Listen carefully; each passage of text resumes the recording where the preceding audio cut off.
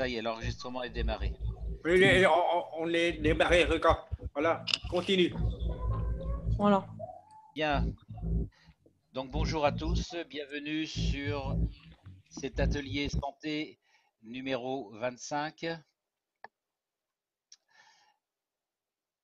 du samedi 27 janvier 2018. Nous allons parler aujourd'hui… Attends une seconde, parce que là, sous l'écran, on a l'atelier 24. 24, pardon, excusez-moi. 24. Voilà, c'est pour ça. Autant pour moi. J'avais hésité entre inverser avec entre le 24 et le 25. Finalement, j'ai décidé de conserver l'ordre chronologique des différents ateliers. Donc, on va parler du système glandulaire. Donc, les ateliers sont abordés sur le plan de l'embryologie et de l'anatomie, mais vus sous l'angle des nanoparticules, des champs magnétiques et gravitationnels, des GANS, c'est-à-dire le gaz à l'état nanosolide, ou des plasmas. Le corps n'est plus étudié par conséquent dans son état moléculaire ou de matière habituelle. Normalement, en technologie cache, nous étudions le corps avant sa constitution matière, c'est-à-dire celle des champs magnétiques gravitationnels qui précèdent l'état atomique moléculaire. Alors, dans un premier temps, on va déjà un petit peu rappeler les organes des sens qui permettent de faire le lien entre le corps humain et son environnement, puisque nous verrons tout au long de la technologie cache que l'environnement dans lequel évolue le corps humain ou n'importe quelle entité permet de comprendre l'échange entre les champs magnétiques extérieurs et les champs magnétiques gravitationnels de l'entité, que ce soit un corps humain, une plante ou un animal. Donc les 4 organes des sens, on a donc les yeux, le toucher, le goût, l'audition.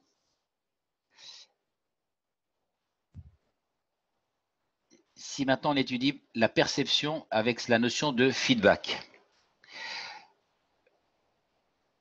Tout système de perception possède son feedback, c'est-à-dire, pour ceux qui ne sont pas médecins, on va donc le rappeler, on prend par exemple la perception d'une banane avec sa peau comme enveloppe, qui est perçue par, donc, on a pris ici d'un animal, le singe, qui a l'habitude de manger des bananes, et qui se rappelle que la peau de banane peut être un obstacle et que ça peut créer un danger de glissade. Donc, il y a un risque de glissade. Et donc, l'animal va donc entamer une action à une certaine vitesse, mais comme il a perçu un danger, il va donc mettre une action en retour, qu'on appelle le feedback, pour modérer la vitesse à laquelle il va aller chercher sa banane. Donc le système d'intégration va comparer l'ensemble de toutes les perceptions antérieures qui ont été mémorisées avec la nouvelle perception.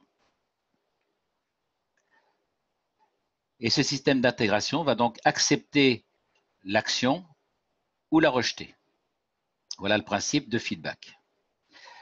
Nous verrons qu'il y a différents types de feedback, on le verra tout à l'heure. Lorsque le corps humain reçoit un certain stimulus ou des stimuli, puisqu'il va recevoir un stimulus cutané en même temps qu'un stimulus auditif, par exemple, plus un stimulus visuel, eh bien l'ensemble de ces stimulus ou de ces stimuli, pardon, va donc créer plusieurs courbes sinusoïdales jusqu'à ce que la somme de l'ensemble de ces stimuli fasse une moyenne et trouve son équilibre, jusqu'à un point d'équilibre. Lorsque ce point d'équilibre est perçu et est trouvé, à ce moment-là, il y a l'assurance de rester en vie. Donc tout l'objet des différents signaux perçus dans le corps vont donc voyager via une voie d'intégration qui va chercher à trouver un point d'équilibre de façon à préserver la vie de la partie émotionnelle. C'est toujours la même chose. Je vous rappelle que l'émotion met en place des systèmes périphériques au niveau du système physique de façon à assurer sa survie. Comme je le rappelais tout à l'heure, on a des feedbacks qu'on appelle positifs ou négatifs, c'est-à-dire qu'une action va pouvoir être soit encouragée, donc si on fait la comparaison avec un système d'ordinateur, on a donc un stimulus de départ, un système de contrôle du stimulus, un système ensuite qui va permettre de faire varier ce stimulus d'une certaine façon. On va l'intégrer pour ensuite soit agir, soit renvoyer le signal à son point de départ pour soit l'annuler, soit l'encourager. Donc, on peut avoir différents types de feedback, c'est-à-dire un feedback positif et négatif, c'est-à-dire qu'on a une action positive qui démarre et un feedback qui va annuler l'action, par exemple, s'il y a un danger. On peut au contraire avoir un feedback positif, c'est-à-dire début de l'action avec encouragement de l'action. Et puis, on peut avoir aussi un feedback qu'on appelle négatif, c'est-à-dire l'action est tout de suite annulée pour être ensuite à nouveau annulée. Donc, c'est une façon de la réencourager.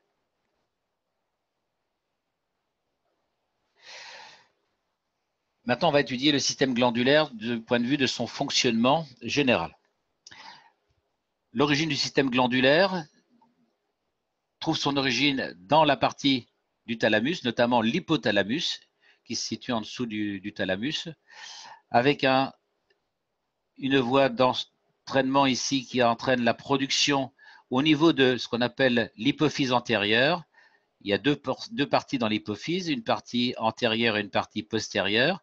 Donc, c'est surtout au niveau de l'hypophyse que va se réaliser la création de production des hormones. Et ensuite, on va avoir la création de l'hormone pour ensuite avoir ce qu'on appelle un feedback, c'est-à-dire un retour à l'envoyeur pour soit activer, soit inhiber ce qui a été créé au départ. Ensuite, on a le système de santé ou d'adaptation physiologique habituelle avec, par exemple, le système, tout ce qui gère la puberté, tout ce qui gère le cycle féminin du point de vue hormonal, le système de la maternité, le système métabolique, le système du sommeil, le stress, etc. Donc ça, ce sont toutes les activités physiologiques qui vont permettre d'envoyer des signaux au niveau de la partie de l'hypothalamus et en même temps de créer une action au niveau de la création d'une hormone, avec retour toujours en feedback via la voie de départ au niveau de l'hypothalamus. On a également aussi toutes les mauvaises activités du corps humain durant les périodes de maladie ou de dysfonctionnement. Ça peut être par exemple l'obésité, l'anorexie, la dépression, les inflammations, les infections, etc. Tout ce qui ne va pas va envoyer à la fois une information directe au niveau de l'hypothalamus pour résoudre le problème, en même temps qu'on a la voie hormonale qui peut être locale par exemple, et envoyer ensuite un retour de feedback. C'est-à-dire que toute action périphérique donne l'information à la voie centrale. Donc tout ce système, au niveau hormonal, au niveau du cerveau, appartient au centre émotionnel. Donc on est dans un système quasiment automatique. Là, je vous ai présenté à nouveau un système plus schématique au niveau de ce qu'on appelle le feedback. Donc on a une boucle de démarrage. Au niveau de l'hypophyse, on a un démarrage avec libération d'hormones, retour à l'hypophyse et retour avec une voie de feedback un peu plus longue dans ces délais d'opération.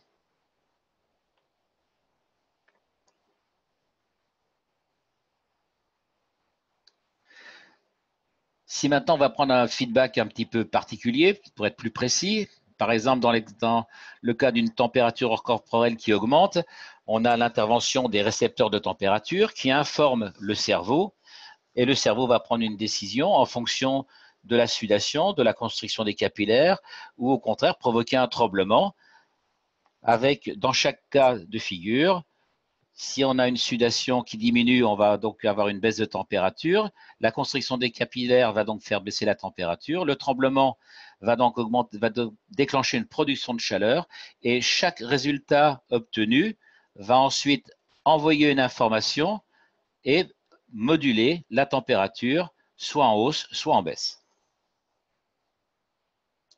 Voilà un petit peu comment fonctionne un système glandulaire.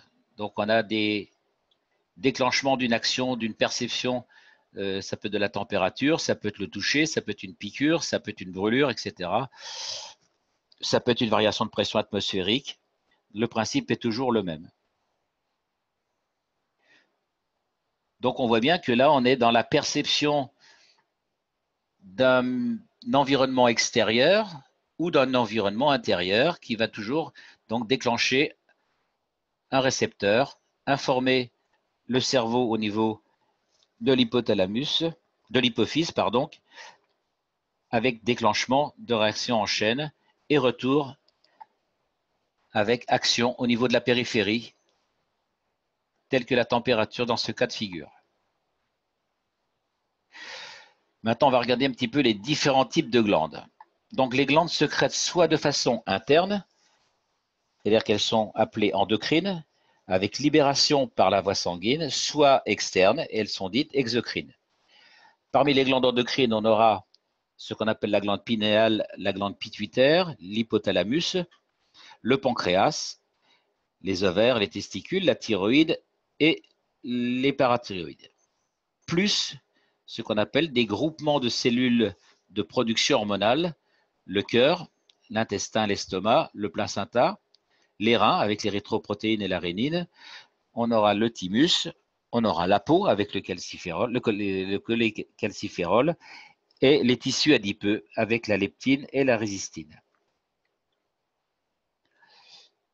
Deuxième groupe de glandes, on appelle les glandes exocrines, le foie, le pancréas, les glandes lacrymales, les glandes salivaires, les glandes sébacées, avec leur partie de sécrétion huileuse et bactéricide, les glandes mammaires, les glandes sudoripares et les muqueuses.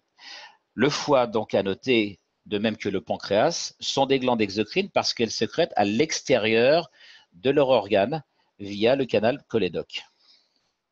Donc voilà pourquoi, bien que le foie et le pancréas, on aurait pu les mettre dans les glandes endocrines, parce que endo veut dire à l'intérieur, mais en fait, le foie et le pancréas sécrètent à l'extérieur de leur organe. Juste une question, il est où la hypophyse là-dessus, dans tout ça? C'est la pinéale? Oui. Ah, ok. Bonne question. La glande pituitaire, c'est l'épiphyse. Oui, parce que dans le domaine, dans les textes anglais, ils mettent pinéale et pituitaire, ils ne mettent pas hypophyse et épiphyse. Alors maintenant, si on examine la transmission de la sécrétion hormonale dans le système nerveux central, donc on a ici l'hypothalamus avec en dessous l'hypophyse, et bien à partir de l'hypothalamus, donc qui est sous le thalamus, du point de vue anatomique, on voit donc qu'on a un neurone qui va agir, et au niveau de la synapse, ici on a une synapse collée sur le vaisseau artériel. Et donc là, on va avoir un échange de neurotransmetteurs directement dans la voie sanguine. Et le neurotransmetteur va voyager à l'intérieur de la voie sanguine pour, au niveau de l'hypophyse, par voie inverse, recréer avec des cellules spécifiques endocrines pour recréer une hormone qui va à son tour être réabsorbée par la voie sanguine. Voilà un petit peu le schéma de ce qui se passe au niveau de l'hypophyse, entre l'hypophyse et le thalamus.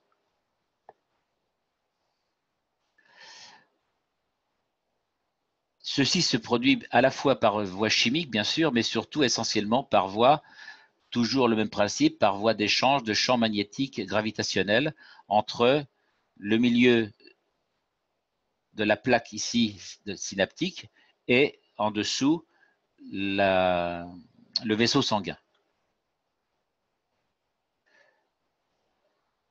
Donc au niveau du système nerveux central, on passe du neurone, la synapse. La synapse, c'est donc cette petite partie ici, cette petite ventouse, avec un espace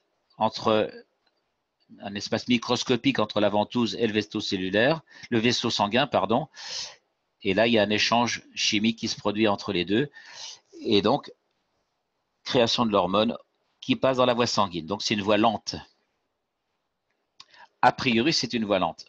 Or, on sait très bien que, en fait, maintenant, ce voyage ne se fait forcément de façon chimique, mais de façon par champ magnétique gravitationnel. Donc c'est pour ça que toutes les informations émises ou reçues par le thalamus, ou hypothalamus ou hypophyse, se font quasiment instantanément.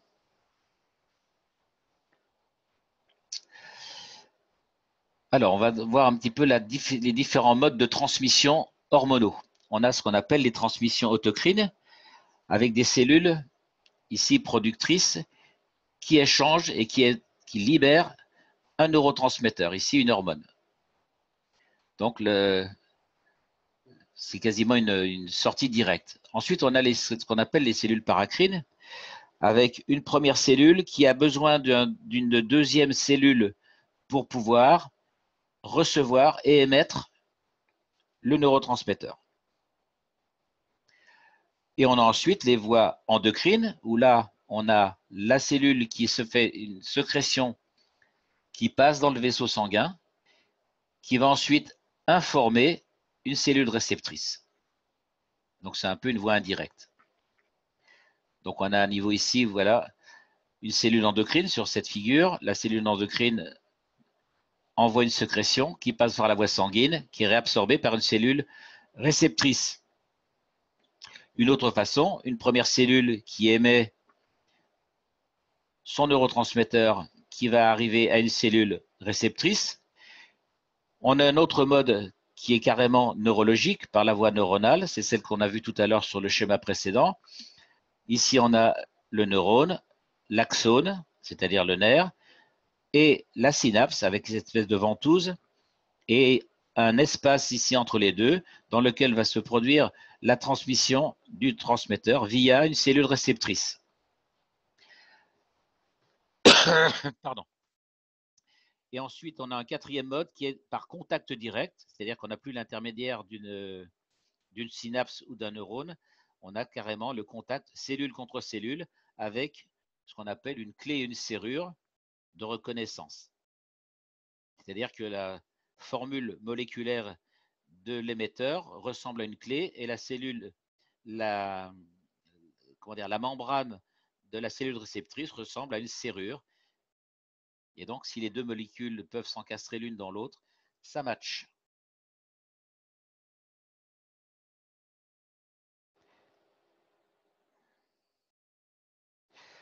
Maintenant, on va voir les différents types de glandes, la façon dont elles sont constituées. Si on regarde les cellules, par exemple, exocrines de la peau, eh bien, elles sont faites sous forme de tubules. Voilà. Avec une partie ici au fond du sac qui est la partie de production, la partie ensuite de migration du produit qui va ensuite être libérée à l'extérieur sous forme chimique. Alors, on a des formes soit en tubulaire, comme la première ici, en forme de U, de tubule, soit sous forme qu'on appelle acinaire, c'est-à-dire sous forme de grappe de raisin ou de quartier d'orange, ou alors carrément sphérique, avec une sorte de vide ici au milieu. Donc on voit ici qu'on a quasiment une forme de réacteur, comme on l'a toujours vu dans quasiment tous les organes. Ici, une autre image avec toujours les différents types de glandes. Donc soit en forme de tube simple, soit en forme de tube avec plusieurs branches, soit en forme acinaire, c'est-à-dire sous forme de sac de grappe de raisin, soit en forme de plusieurs sacs. Ici, on reprend le premier schéma, mais avec une façon d'agencement, ce qu'on appelle multibranche. Ici, c'est des sacs, mais sous forme de multisacs avec des multibranches. Ici, c'est 3 avec plusieurs fois 3. Donc tout ceci, c'est toujours dans le but, avec le maximum de surface, dans le moins d'espace possible, d'avoir le maximum de surface de production et d'échange.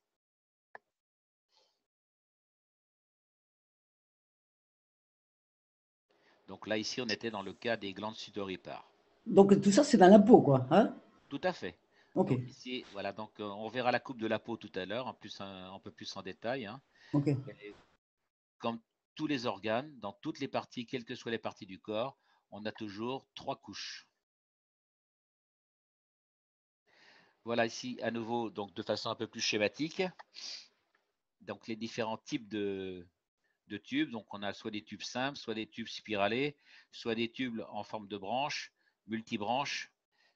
Si c'est les sacs, soit des sacs simples, des sacs en 3, des sacs en multibranches, ici de façon encore comme un arbre.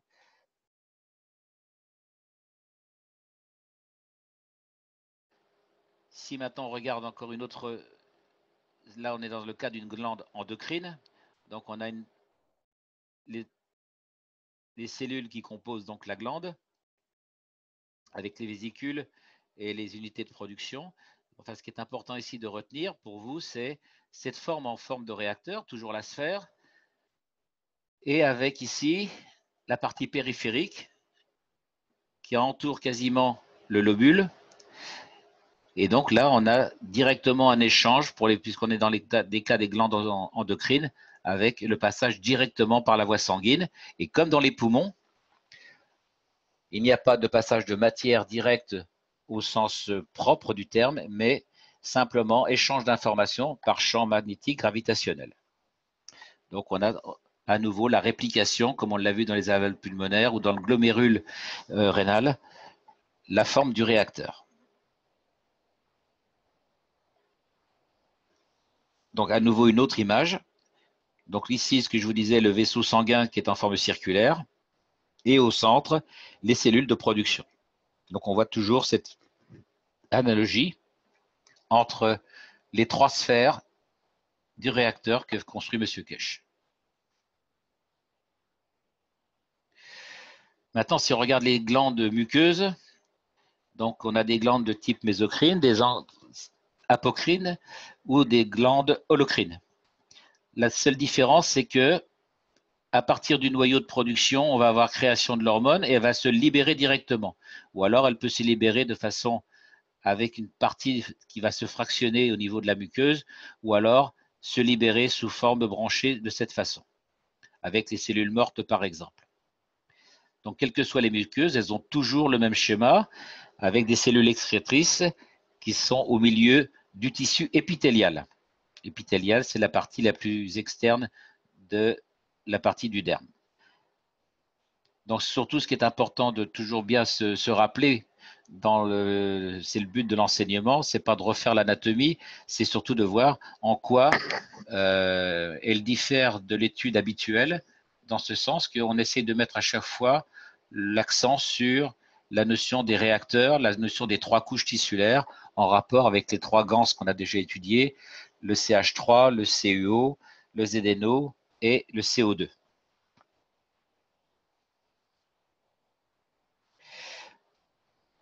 Donc là, on regarde à nouveau des glandes exocrines, différents types de cellules. Donc dans les muqueuses, elles ont cette forme-là, en forme de gobelet. Et au niveau de la peau, elles ont des formes spiralées ou des formes acinaires en grappe de raisin.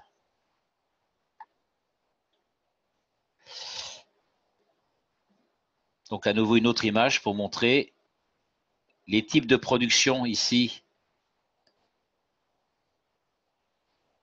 des différents produits chimiques élaborés par les muqueuses. Donc on a des productions ici soit carrément directes avec émission de la substance, soit par un intermédiaire ici avec détachement, ou alors au niveau des glandes sudoripares de façon indirecte.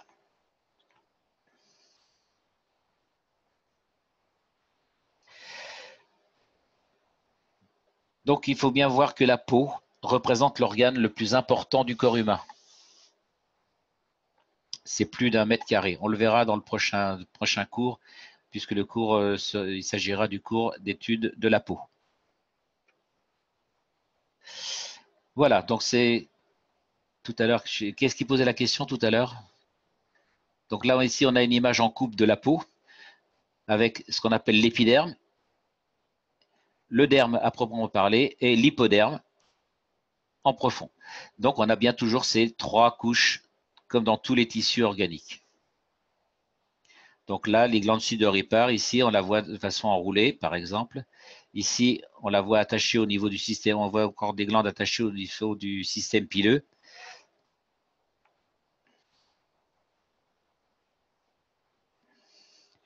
Ici, je vous montre une vue un peu plus séparée des glandes sudoripares, donc la couche de l'épiderme. Ici, l'enroulement, donc c'est dans le premier cas des tubes plus ou moins spiralés.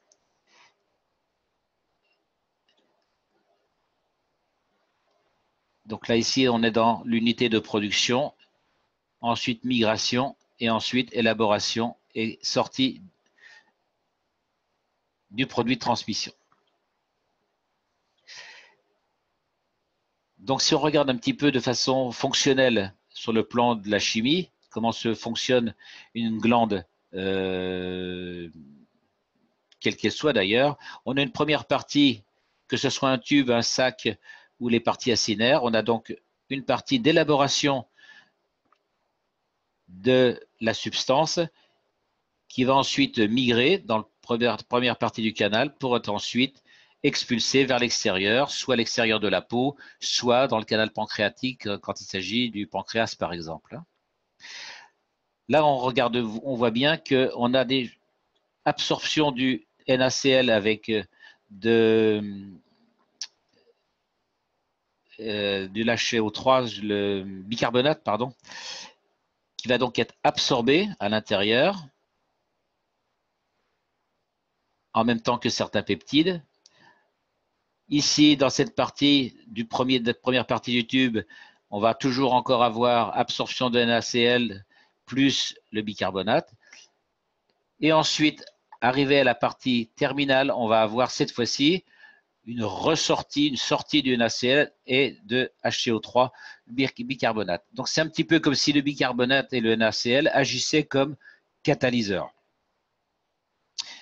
Parce qu'il est absolument, et ça conserve aussi, permet de concevoir, de maintenir l'équilibre acido-basique au niveau de la peau et au niveau du corps.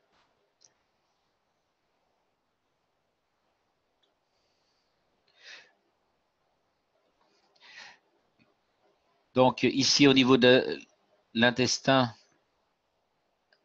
on a absorption, élaboration des différents nutriments et éléments du corps qui vont ensuite passer au niveau du rein pour être filtrés dans les glomérules. Donc c'était pour vous montrer que ce processus excrétoire est exactement le même que dans le processus du glomérule rénal, où il y avait, si vous vous rappelez, dans la partie du glomérule qui suivait, il y avait une forme en U, et en fonction des différents gradients de pression de liquide, eh bien, il y avait certains éléments chimiques qui sortaient ou qui rentraient. En fait, ce n'est pas des éléments chimiques, c'est toujours des éléments sous forme plasma, puisqu'en fonction de la pression, le plasma va avoir une composition différente, une puissance ou une force différente. Soit donc il va sortir, soit au contraire, les échanges vont entrer.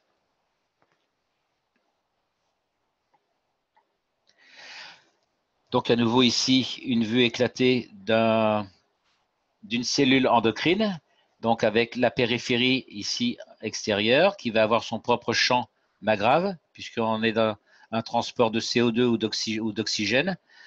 Et au centre, eh bien, on a l'élaboration de l'hormone.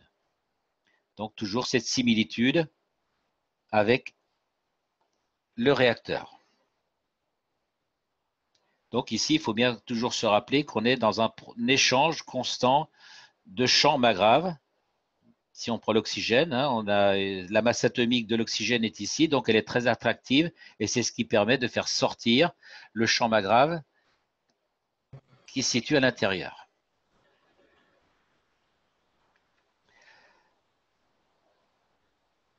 Waouh! Donc, oui.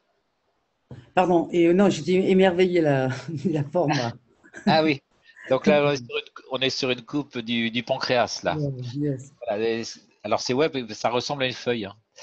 Voilà, donc dans les cellules pancréatiques, voilà, donc on a deux types de cellules dans le pancréas. On a des cellules exocrines, donc le pancréas est une glande, on peut appeler double, avec une partie de fonction exocrine, c'est-à-dire qu'elle va sécréter à l'extérieur du pancréas via le canal pancréatique.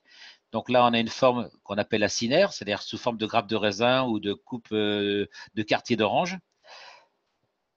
Donc les cellules lacinaires vont sécréter les enzymes pancréatiques dans le canal pancréatique, c'est pour ça qu'on l'appelle donc exocrine.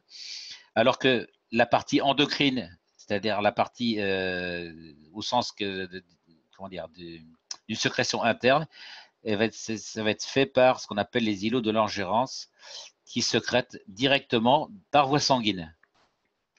Donc là, ici, on a une sécrétion par le canal pancréatique, et là, on a une sécrétion par voie sanguine, comme ceci.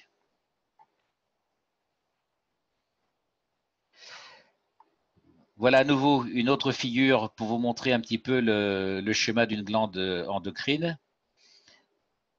Donc avec, comme le glomérule rénal, donc la partie sphérique où vont se faire l'échange entre sodium et chlore, donc ce qu'on appelle la pompe à sodium, admission d'eau, admission de bicarbonate et en même temps de potassium.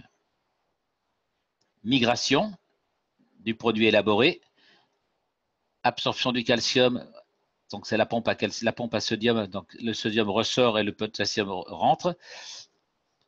Et ensuite, on va avoir à nouveau aussi sortie de chlorure, du chlore et rentrée du bicarbonate. Donc tout ça, c'est pour maintenir l'équilibre acido-basique.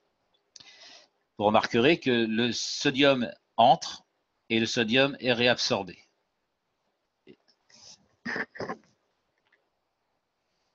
Donc toujours pour conserver le taux de salinité du corps. Maintenant, si on regarde les différents types de cellules, la façon dont elles fonctionnent, on a vu que ça passe par le cerveau. Donc, il y a une conduction des organes qui vont informer le cerveau par voie neurologique. Et donc, arrivé au niveau du cerveau, on va avoir une information au niveau du thalamus, de l'hypophyse par voie neurologique. Et on a deux systèmes. On a un premier système qu'on appelle le système sympathique et l'autre système qui est le système parasympathique. Donc le sympathique est un système qui accélère, qui facilite, et le parasympathique, au contraire, est un système qui ralentit, qui calme. Donc, ces deux systèmes agissent en permanence de façon à garder l'homéostasie de la partie centrale. Donc, vous allez remarquer que chaque organe au niveau sympathique va donc agir par l'intermédiaire de ganglions, c'est-à-dire des ganglions qui vont arriver avant la moelle épinière, avec un ganglion après la moelle épinière. Chaque organe correspond plus ou moins à un ou plusieurs étages d'arrivée au niveau de la moelle épinière. Donc vous voyez ici que les poumons ont des voies d'arrivée au niveau très haut, au niveau de la moelle épinière, jusqu'au niveau de la 5e dorsale. Si on prend le foie, etc., ils arrivent au niveau de la 8e, le 8e dorsale jusqu'à environ la 10e dorsale. Alors que le système parasympathique, eh bien, il y a surtout l'intervention du nerf vague. Donc, il se produit à ce niveau-là, surtout au niveau du tronc et du pont, et du bulbe rachidien, ainsi que la partie du coccyx.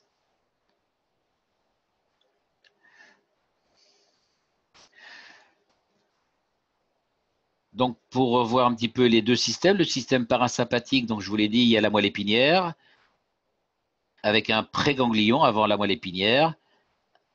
Ici, on a l'acétylcholine, qui est un médiateur neurochimique, le ganglion à la sortie de la moelle épinière, et ensuite, ça voyage vers l'organe effecteur. Donc, ça peut être la thyroïde, ça peut être le foie, le pancréas, etc. Même chose pour le système sympathique. Le système sympathique va agir donc à la moelle épinière. Avant la moelle épinière, on aura un ganglion, le préganglion, intervention du médiateur chimique, le ganglion qui suit, et ensuite l'organe effecteur. Donc ici, l'organe récepteur, c'est l'intervention de l'acétylcholine, c'est-à-dire un accélérateur, alors que dans l'organe effecteur, on a ce qu'on appelle la noradrénaline. Voilà. Donc vous voyez, ici, on a une forme de clé, de serrure. Donc la noradrénaline, c'est un petit peu comme les doigts de la main qui s'emboîteraient.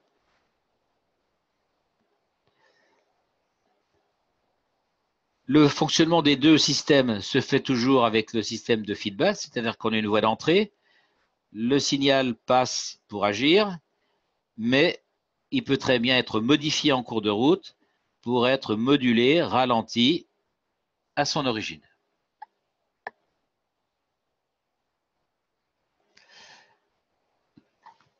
Alors sur ce tableau figure l'ensemble du système endocrine. Donc ce qui est surtout important pour vous dans la technologie cache, pardon, c'est de voir que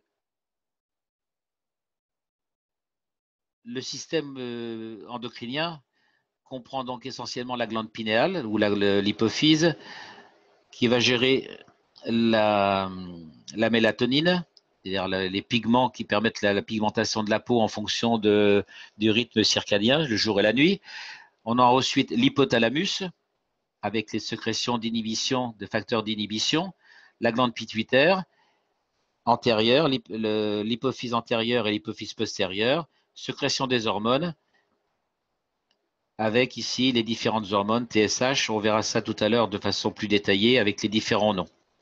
Donc ça, c'est pour vous dire que ça appartient au thalamus, donc la partie émotionnelle. Tout ce qui passe ici à l'extérieur, ce sont aussi des voies endocriniennes, bien sûr, mais des voies plus ou moins périphériques. Donc retenez bien que le système endocrinien appartient au système émotionnel. C'est pour ça que quand vous êtes stressé, vous vous mettez à transpirer à grosses gouttes. L'émotion va donc créer une modification, des tremblements, ça peut être la peur, les mains moites, etc.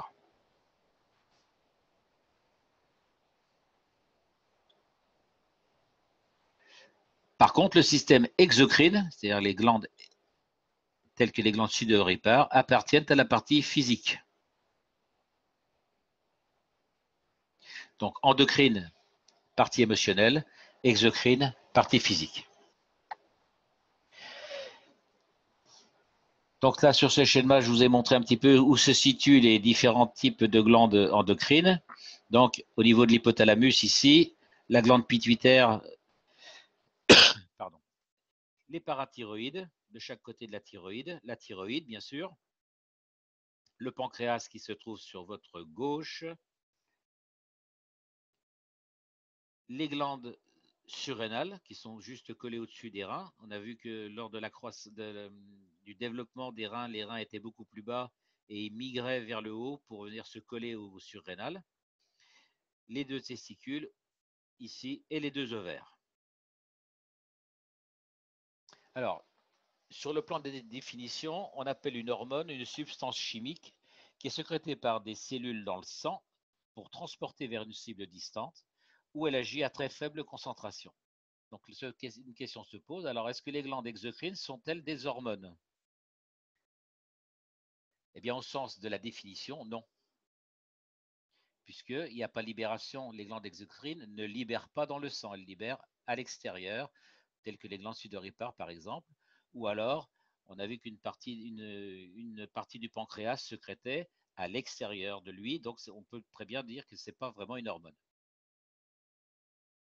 Oui, c'est pas une hormone. Donc voilà ici pour résumer le principe des glandes endocrines, libération par voie sanguine, donc ça c'est la définition au sens littéral. Par contre, la glande exocrine, on a la libération à l'extérieur et non pas par voie sanguine. Donc sa libération soit dans l'environnement extérieur au corps, soit dans l'environnement interne du corps, mais à l'extérieur de son organe. Ici, à nouveau, les différents types de glandes et les différentes voies d'abord en fonction des stimuli. Là, par exemple, on a pris le schéma des parathyroïdes.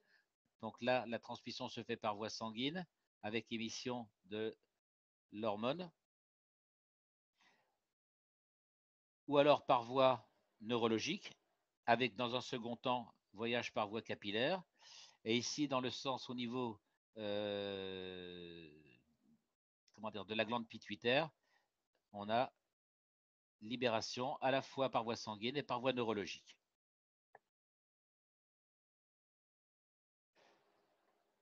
Donc là, c'est pour vous montrer un petit peu les différents types d'hormones qui sont sécrétées au niveau de l'hypophyse. Donc, il y a l'anti-hypophyse, la partie antérieure, alors il y a deux façons d'appeler l'hypophyse, soit l'anti-hypophyse et la post-hypophyse, l'hypophyse antérieure et l'hypophyse postérieure, ou on les appelle la neurohypophyse. C'est juste une question de point de vue, selon qu'on décrit l'hypophyse du point de vue fonctionnel ou du point de vue anatomique.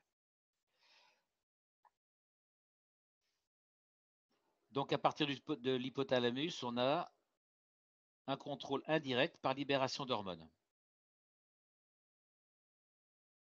C'est-à-dire que contrôle indirect,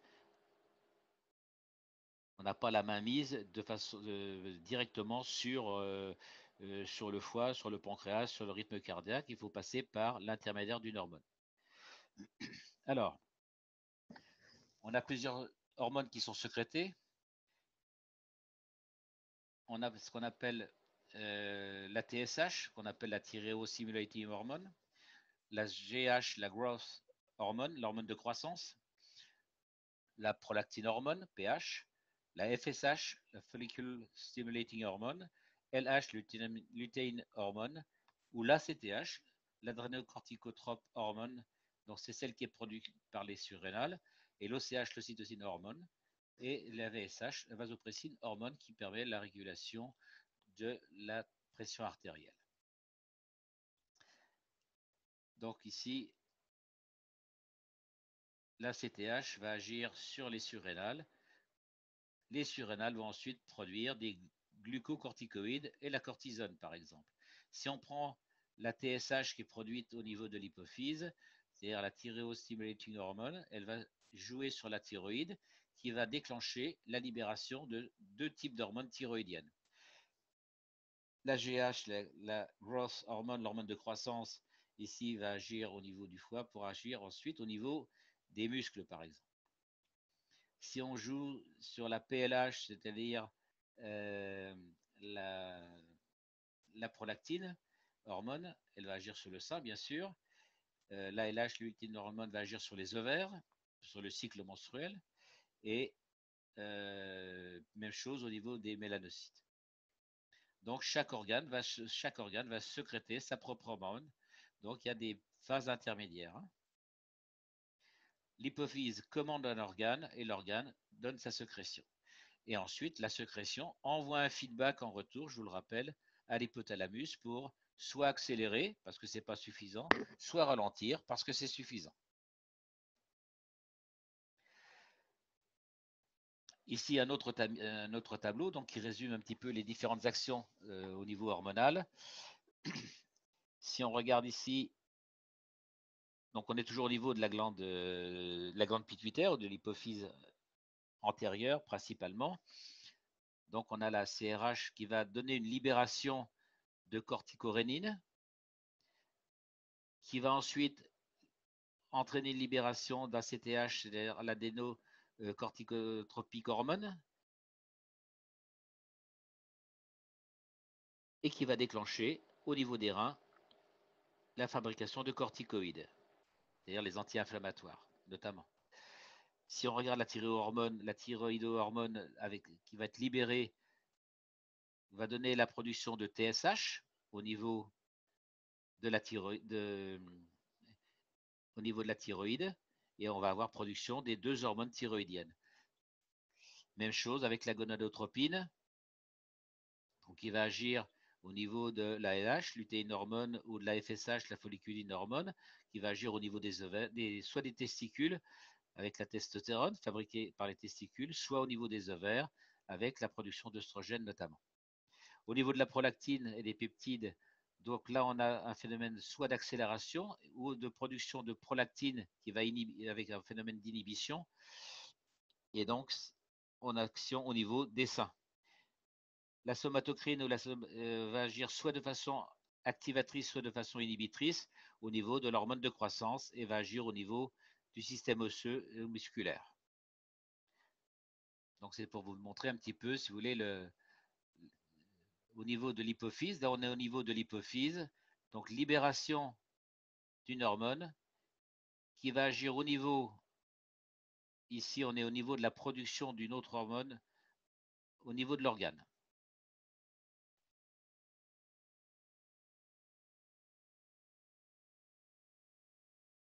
Je vous laisse le temps de regarder un petit peu. Et tout ça, et donc, il est géré juste par une partie, là, la partie antérieure ou postérieure, non? Donc, là, ici, Oui, on est à ce niveau-là.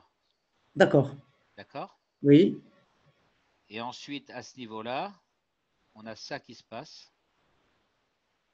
Oui, mais la glande, elle est séparée en deux. Alors, parce qu'il y a deux parties dedans. Voilà. Parce qu'il y a deux parties. Donc, il n'y a qu'une seule partie qui fait tout ça et l'autre partie qui fait autre chose ou bien? Oui, oui, non, il y a une autre production d'hormones là, ici, mais Par le moment, on en parle juste de cette partie. Ok, ok. oui, oui.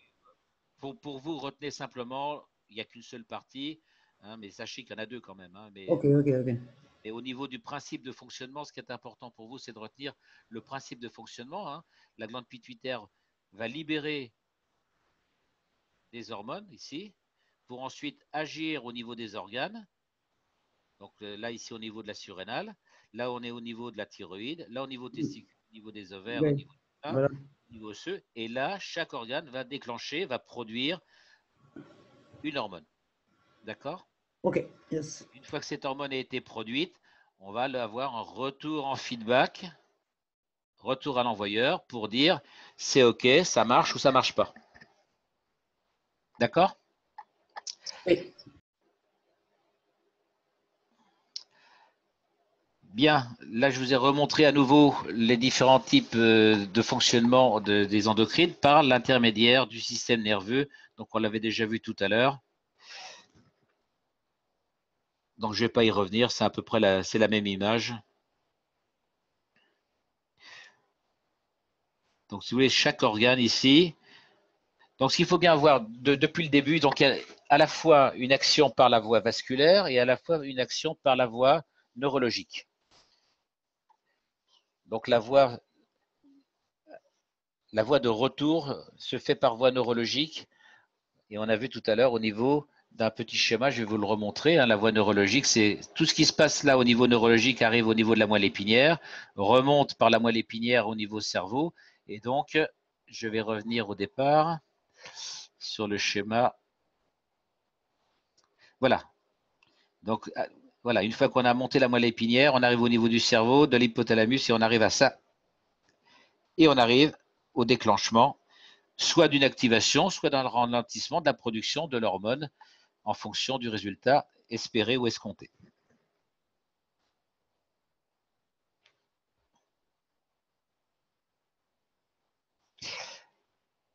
Maintenant, si on regarde au niveau de l'émergence, au niveau de chaque espace vertébral, on a une émergence de ce qu'on appelle des paquets, des plexus, hein, des ramifications du système nerveux. Et donc, là, ici, on a le nerf trijumeau, par exemple. Hein, donc, on a des plexus au niveau de la face, des plexus au niveau de la mâchoire inférieure, de la gorge, au niveau thoracique, au niveau du cœur, au niveau du mésentère, supérieur, inférieur, et au niveau du sacrum et du coccyx. Tout ça donne ce qu'on appelle, dans les termes de chakra, le centre couronne, donc qui est la glande pinéale. Le troisième œil qui va correspondre à l'hypophyse. Le centre de la gorge, bien sûr, qui est au niveau de C7, qui correspond au ganglion médulaire cervical. C'est-à-dire qu'au niveau cervical, voilà, on a des paquets de ganglions qui se trouvent à côté des cervicales ici.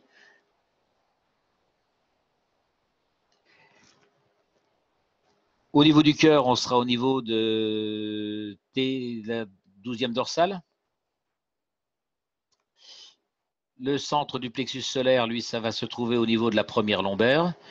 Et le centre sacré va se trouver bien sûr au sacrum. Et le centre coccygien, il n'y a pas besoin d'aller plus loin pour expliquer, c'est la pointe du coccyx.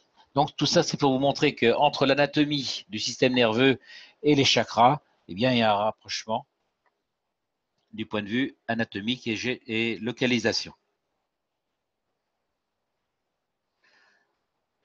Donc en méditation, quand on vous demande de travailler le centre couronne, on va vous demander ici, C'est ce qu'on appelle la fontanelle. Le troisième œil, lui, ça sera entre les sourcils, là où ce que M. Kesch, lorsque je vous ai parlé de l'olfaction et de l'odorat, je vous ai dit qu'entre les deux sourcils se trouvait une petite cavité osseuse qui entrait en résonance avec l'olfaction. Donc le troisième œil se trouve exactement entre les sourcils et correspond à l'hypophyse, puisque l'hypophyse se trouve vraiment quasiment derrière cette petite cavité osseuse. C'est pour ça que l'olfaction arrive instantanément, quasiment, par voie physique, au contact de l'hypophyse. Donc le centre de la gorge, lui, se trouve au niveau de la 7e cervicale, la bosse la plus proéminente à la base du cou ou au début des dorsales. Le centre au niveau du cœur, lui, va se trouver assez bas, un peu plus bas que les omoplates. Ça, c'est pour le plexus du cœur. Le plexus solaire, lui, va se trouver au niveau de L1, c'est-à-dire au niveau des dernières côtes, dans le dos. Le centre sacré va se trouver, lui, au niveau du sacrum. Il n'y a pas de précision supplémentaire à apporter. Et le centre coccygien à la pointe du coccyx. Alors, maintenant, on va parler de ce qu'on appelle le moi et la conscience. J'ai une petite lacune, je n'ai pas eu le temps de rechercher le nom du médecin qui avait fait cette démonstration entre l'anatomie et la conscience. On en avait parlé lors des premiers cours de médecine, je crois que je ne sais plus quel est le numéro du cours. Donc le moi s'exprime au niveau d'une globalité ici, donc on l'a figuré sous la forme d'un œuf ou d'un aura. Et donc ce centre qui serait au niveau du nombril s'exprime sous forme de 3 unités. Une première unité de conscience au niveau de la partie cérébrale, du centre du cerveau. Un deuxième centre se trouve au niveau entre le cœur et les poumons. Et un troisième se trouve au niveau du nombril. Donc on a 3 unités de conscience. 3 sous-unités de conscience. Ici, je vous l'ai mis de façon plus schématique. Une première, l'unité de la conscience globale, donne 3 unités de conscience, la supérieure, moyenne et inférieure, et chaque unité donne à son tour 3 sous-unités. Et c'est ainsi qu'on peut décrire les 3 chakras principaux et les 7 chakras.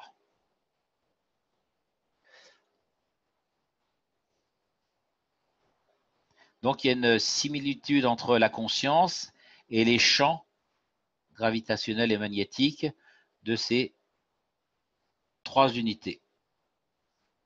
Donc on se rapproche un petit peu exactement comme nous on a vu qu'il y avait plusieurs réacteurs au niveau du corps humain. Réacteur supérieur, le réacteur cœur-poumon et le réacteur inférieur abdominal.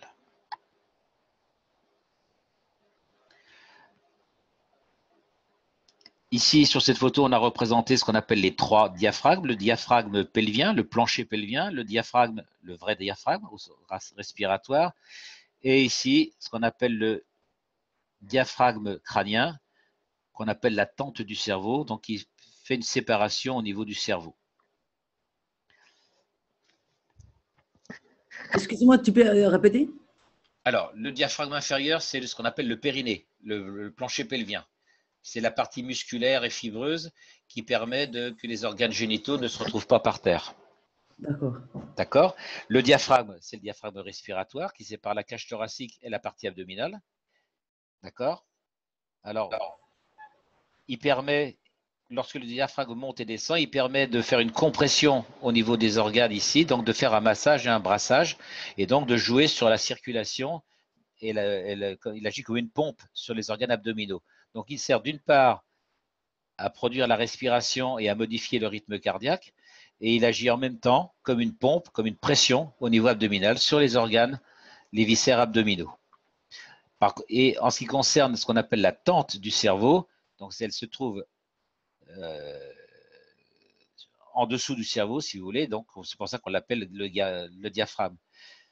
Même chose, il agit un peu comme effet de pompe au niveau du liquide céphalorachidien par l'intermédiaire des ventricules. Les ventricules sont des, comment dire, comme des cavernes à l'intérieur, des cavernes remplies de liquide céphalorachidien à l'intérieur du cerveau, de chaque hémisphère. Donc ici, c'est pour vous montrer comment agit cette conscience. Cette conscience, elle agit par les différents mouvements d'expansion, contraction, expansion, contraction, par la respiration. Ici, au niveau du cerveau, c'est pareil, on a expansion, rétraction, expansion, rétraction. Si vous vous souvenez le cours que je vous ai fait sur le fonctionnement du proton et de l'univers, on sait que l'univers est en constante expansion-rotation, compression-rotation. Imaginez un gonfleur pneumatique. Pour gonfler un matelas pneumatique, vous prenez votre gonfleur dans les deux mains, vous le tournez, vous comprimez, vous chassez l'air, vous le détendez et vous tournez pour faire rentrer l'air à nouveau. Donc l'univers fonctionne un petit peu comme ça, si vous voulez, mais sous forme d'une sphère. Donc imaginez vos deux mains en forme de sphère, vous les tournez, vous les comprimez, vous les desserrez, vous décomprimez. Bien, l'univers fonctionne de la même façon et notre corps fonctionne en respiration de la même façon. C'est pour ça que lorsque Frédéric vous a refait son cours également jeudi dernier, il vous a dit que on est créé et décréé sans arrêt. Mais on n'a pas le temps de le voir.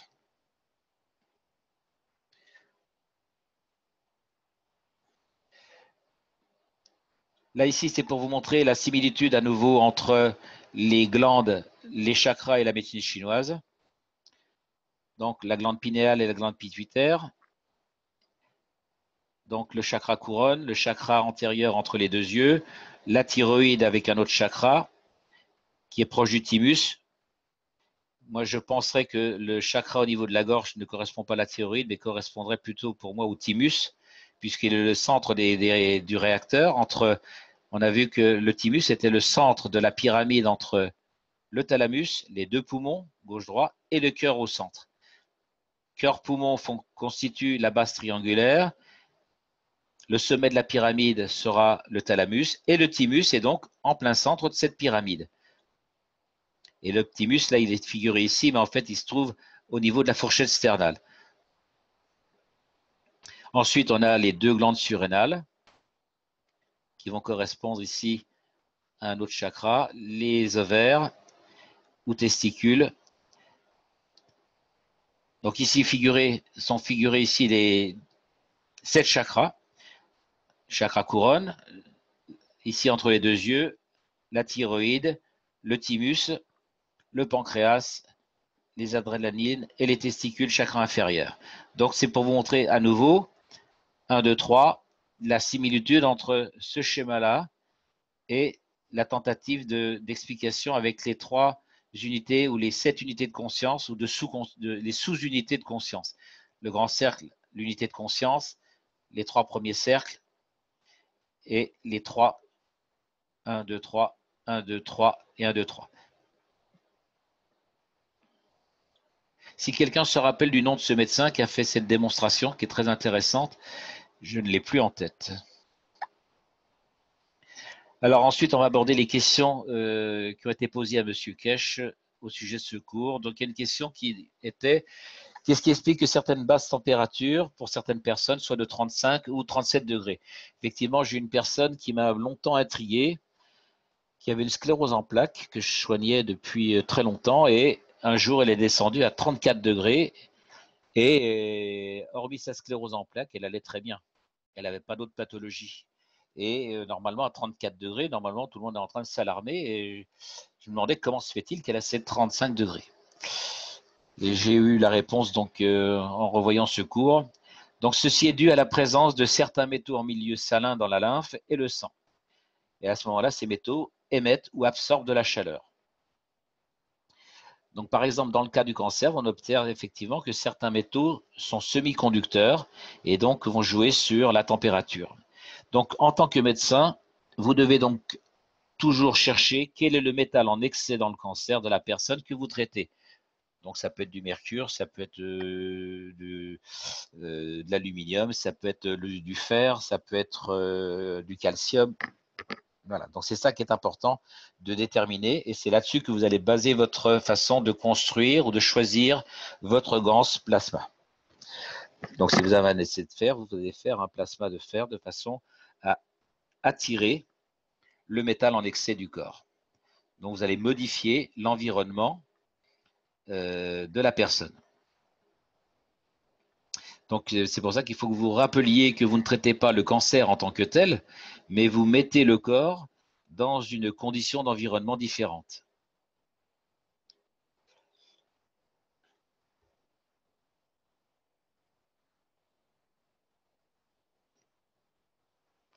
Donc quand les métaux en excès élèvent la chaleur, il y en a émission de radiation qui est perçue par la thalamus. Donc c'est toujours le même principe. Les transmissions se font toujours par champ magnétique, parce qu'on peut considérer que la radiation émise par le métal est un champ magnétique gravitationnel. C'est pour ça que la transmission se fait de façon instantanée. Et donc le centre de régulation de la température se situe, comme par hasard, au niveau du thalamus. Donc toutes les glandes font partie de la structure du cerveau. On pourrait dire que c'est un sous-cerveau. Chaque glande a sa position dans le corps. Et si cette position vient à changer, à se modifier, par exemple, chez certaines personnes, quand on les traite en ostéopathie, par exemple, on va voir l'ascension d'un rein ou au contraire la descente d'un rein, et bien simplement en voyant une malposition d'un organe, on peut déterminer quelle est la pathologie de la personne, ou tout au moins dire que la personne est en état de pathologie.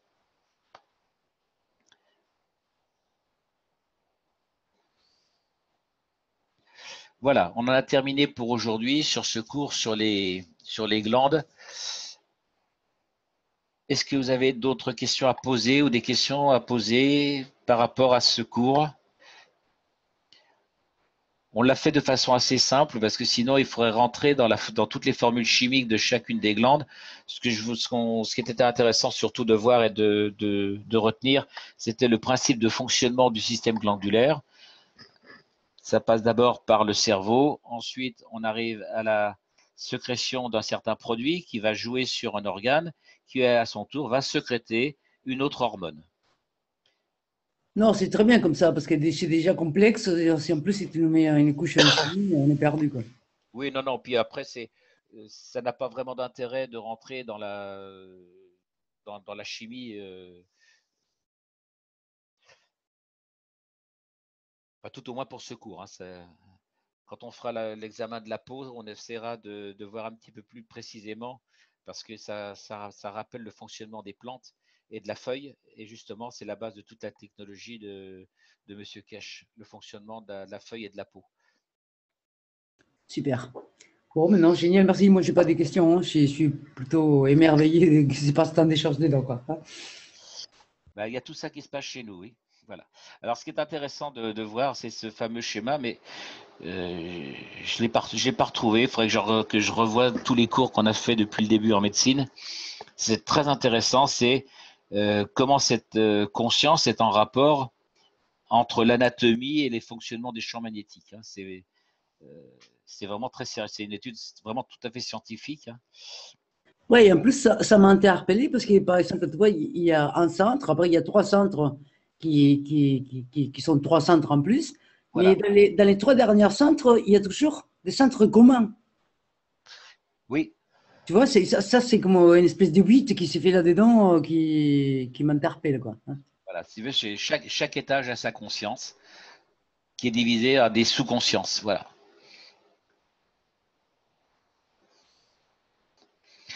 Qu'est-ce que c'est que la conscience? La conscience, dans beaucoup de cours de yoga ou de méditation, on dit il faut que vous preniez conscience. Prendre conscience, ça ne veut rien dire. C'est comme si je vous demandais, il est où votre dos? Bah, personne, vous savez pas où il est votre dos. Si, vous savez qu'il est derrière, mais c'est pas une explication, ça. Vous voyez? Oui, mais ton Votre, dos, sa- il faut avoir conscience dans son dos, ça veut dire qu'il est quand même présent quand tu respires. Bah, si je te demande où il est ton nombril, bah, tu vas regarder ton nombril, tu vas le voir et tu vas me dire il est là. Tu vois, tu vas mettre le doigt dessus. Bon, mais si je te demande où elle est ta cinquième dorsale, bah, tu ne sais pas la situer. Oui, un Donc, peu plus parce que j'en ai cassé quelques-unes, mais voilà, ouais, normalement, ouais. non. Bon, alors tu la sens bien sûr, hein, mais ce que je veux dire, c'est que prendre conscience, ça ne veut rien dire au niveau de la compréhension. Prendre conscience, ça veut dire se rendre compte que. Et alors, qu'est-ce que tu utiliserais comme terme? Bah, se rendre compte que. Se Alors, on rendre va compte. alors une fois qu'on sait ce que c'est que qu'on l'a défini, prendre conscience, c'est se rendre compte que. Donc, c'est comme être attentif, quoi. Hein? Oui. Bah, Ouais. bah, être attentif te permet. Non, être attentif, ça vient avant. Ah, Si tu n'es pas attentif, tu ne peux pas te rendre compte de quelque chose. non, ça c'est clair. Voilà. Voilà. Donc, c'est. Voilà. Le terme prendre conscience, ça veut dire se rendre compte que. C'est le fameux Eureka. Ah, Ok, ok. c'est donc ça. Voilà, c'est ça, la conscience. Prendre conscience. Prendre conscience. D'accord? Et donc, la conscience, c'est l'ensemble de tous les Eureka qu'on peut avoir. Donc, je tiens à préciser ce terme parce que dans les cours de méditation, il y a des gens qui sont un peu perdus par cette notion de prendre conscience. Une fois qu'on a fait la gymnastique et qu'on est déjà aguerri, quand on dit prendre conscience, ça y est, on sait ce que c'est. Mais il y a beaucoup de gens qui ont du mal de faire le lien avec ce terme de prendre conscience. Voilà. Donc, en fait, c'est tout simple, c'est se rendre compte que. Voilà. D'autres questions? Est-ce que l'audition était bonne aujourd'hui? Très bonne. Parfait. J'ai un casque et un micro tout neuf. Juste quand tu tousses, tu dois t'éloigner un peu de l'ordinateur et après d'un ton un peu moins fort, mais c'est très bon. Non, bah, la prochaine fois, je sortirai de la pièce. En tout cas, merci beaucoup, Jean-Jacques. C'est la première fois que j'assiste à ce cours Oui, et c'est très clair pour moi. Voilà, merci. je suis Chantal et Chantal comment? Chantal Etave. Ah oui, d'accord. Bon, ben merci beaucoup. Tu Et les, tu les mets dans les oreilles. le schéma qui est présentement sur l'écran Oui, euh, me rappelle, comment dire, rejoint ce que je connais au niveau de la structuration de ces différents champs. Euh, voilà. ça, C'est- ça, ça n'a rien de nouveau, hein. Simplement, Pour moi, ça me convient bien, oui. oui, oui, Et surtout les trois étages, euh, les trois centres, oui, les trois étages. voilà. Ça, Non, c'était ouais, pour faire l'analogie entre ce que ce médecin avait démontré, je dirais de façon rationnelle et non pas de façon ésotérique. ouais. Euh, voilà. Jusqu'à présent, Mais c'est très clair ça. Hein, ouais.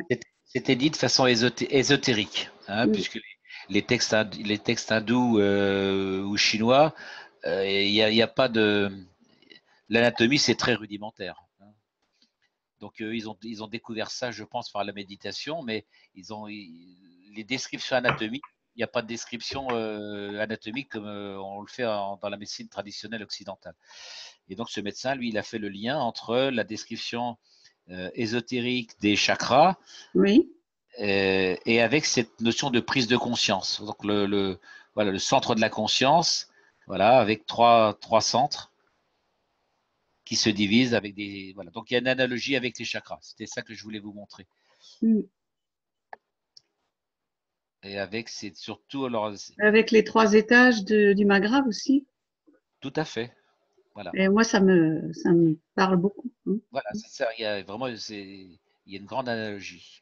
Mm. Alors, son étude au niveau des diaphragmes ici est beaucoup plus, un peu plus complexe et un peu plus poussée. J'ai pas eu le temps de retrouver le développement de son explication, hein. Mais en fait, c'est-à-dire que tout ce que l'on perçoit, tout ce dont on se rend compte, en fait, c'est ça la conscience. C'est se rendre compte que, donc, par exemple, dans la méditation, quand on vous demande de faire circuler l'énergie du centre couronne vers le bas, c'est de vous rendre compte que.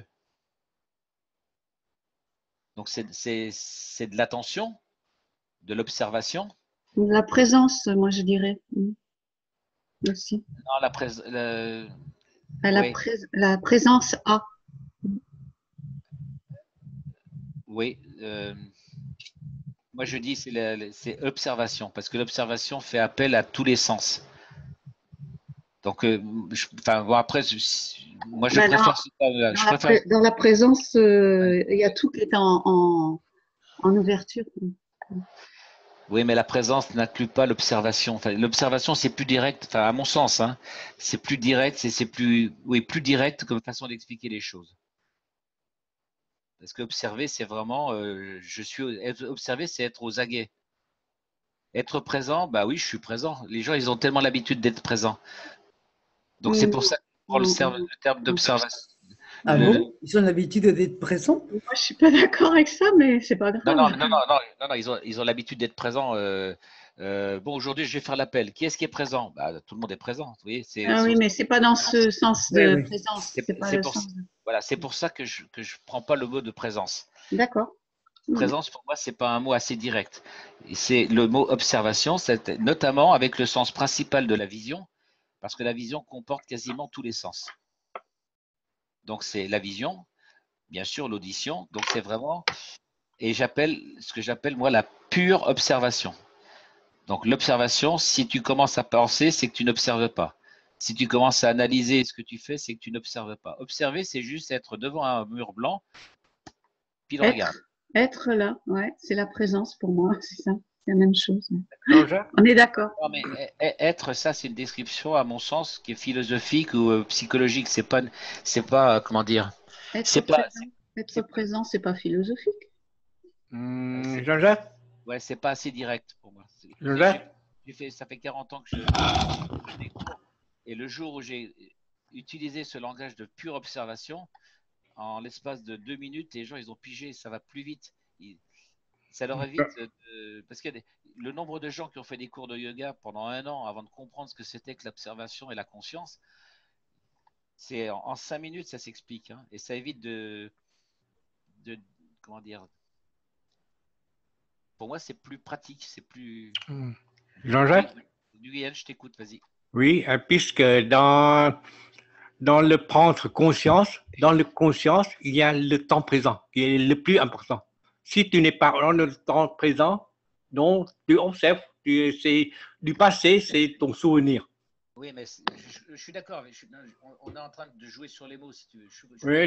Non, mais tu sais, pour être conscient, il faut être au temps présent. Oui, exactement. Si tu n'es pas au temps présent, tu observes, mais c'est peut-être observe dans ta mémoire seulement. Pas avec le temps présent, là.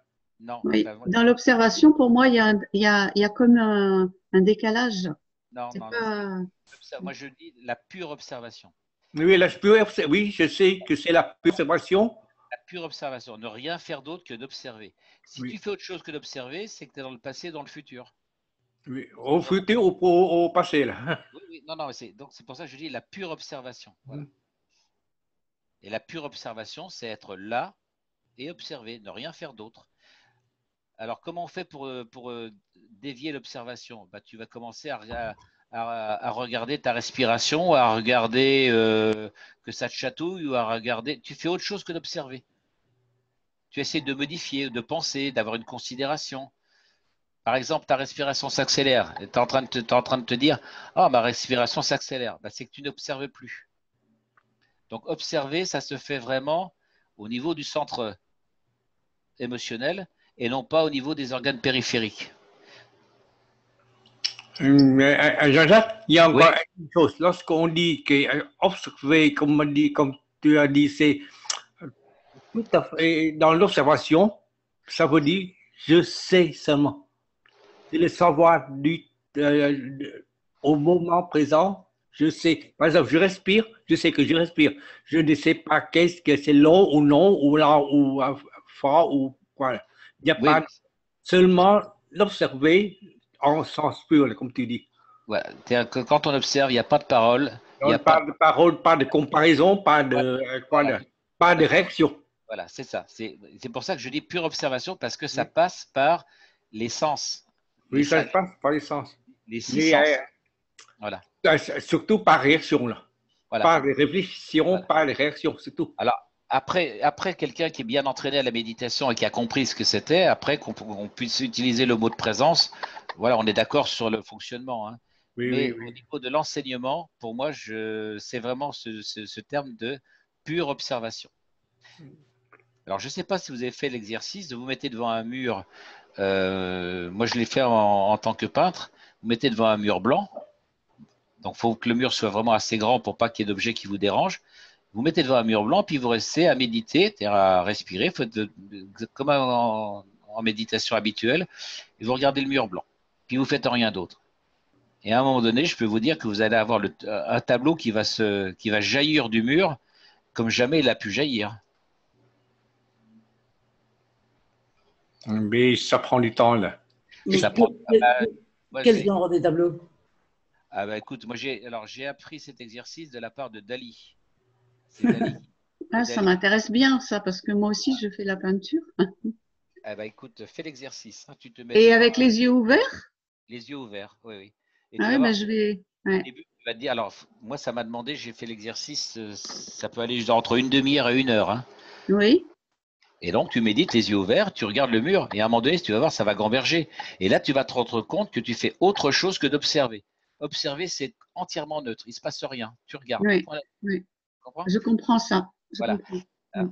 Et tu verras que c'est à ce moment-là, bien sûr, que si tu observes réellement, bien sûr que tu vas t'apercevoir que tu es dans le présent, tu es ici maintenant. Tu vois? Ah, Hein? d'accord. D'accord.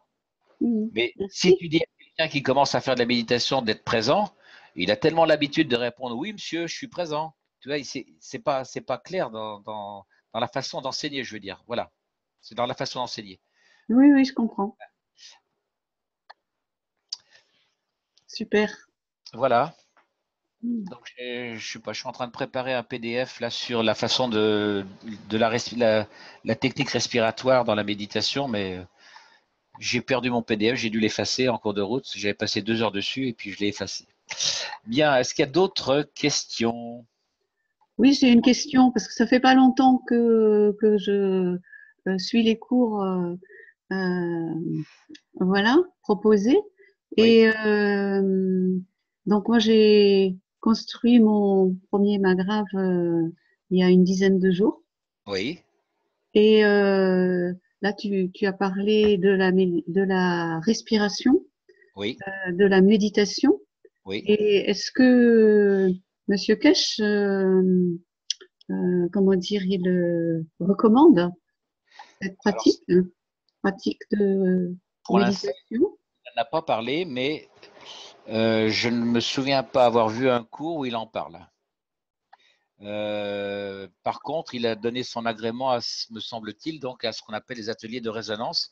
Donc, c'est des ateliers qu'on fait le jeudi en tout Oui, premier, 6h30. Hein. Donc, c'est des ateliers, on les appelle résonance.